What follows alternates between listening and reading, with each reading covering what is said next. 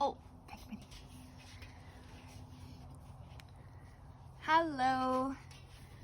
I'm here out at my friend's property out in Nedrossan. I'm house sitting, pet sitting, and I'm just really loving it. It's such a beautiful day.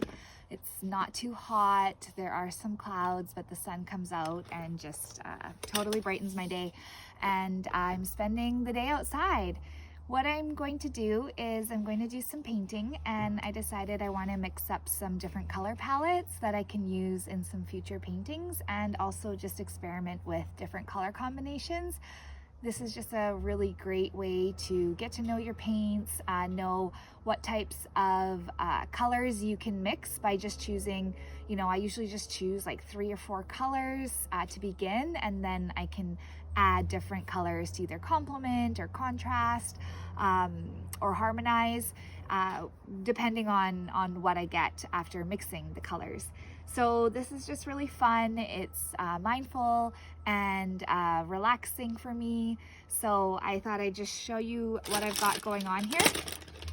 In another video, I showed you how I can make a wet palette using a piece of tracing paper as well as a paper towel and a dollar store cookie sheet. So I made one of those up earlier, and it's dried out now because I've left it in the sun, and made myself some lunch and then got distracted with the pets and etc, etc. But all I need to do is just give this another spray. My spray bottle's acting up a little bit. There we go.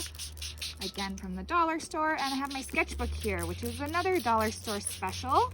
I have lots of these and I love them because they're just the perfect size for doing preliminary sketches as well as mixing some colors. I forgot to put some water down on my paper towel there, so we want to get it wet through and through, and that will help for my paints not to dry out so quickly. So as for paints, I brought a variety, I'll just turn this a little bit, hopefully you can see, of colors. I chose quite a few blues and greens, 3 different yellows, warm, cool, and a more transparent earth tone, and then I've got some gold, and I realized I only brought one red. Normally I bring a variety of reds. I'm a little bit sad that I didn't bring cadmium red. It's one of my favorites. This is just a glycerin red. So we'll see how it goes. I'll have to mostly use that, but I do have some fluorescent paints here. These are the Holbein, and these are 2 red shades that I can use. This is my all-time favorite red paint, or I guess pink. It's Luminous Opera by Holbein. Quite expensive. This little tube costs $20, but the opacity and the saturation on this is just killer. I haven't tried another hot pink that does the trick quite as well, so I use it sparingly. And then this is a luminous red. It's also very vibrant, really fun, loud, punchy color, and it's another favorite paint that I have.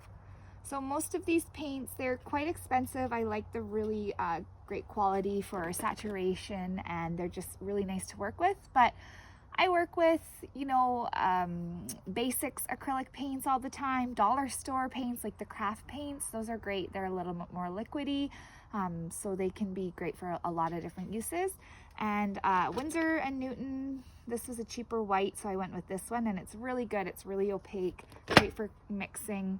And there's other brands too, Liquitex, they make great paints as well.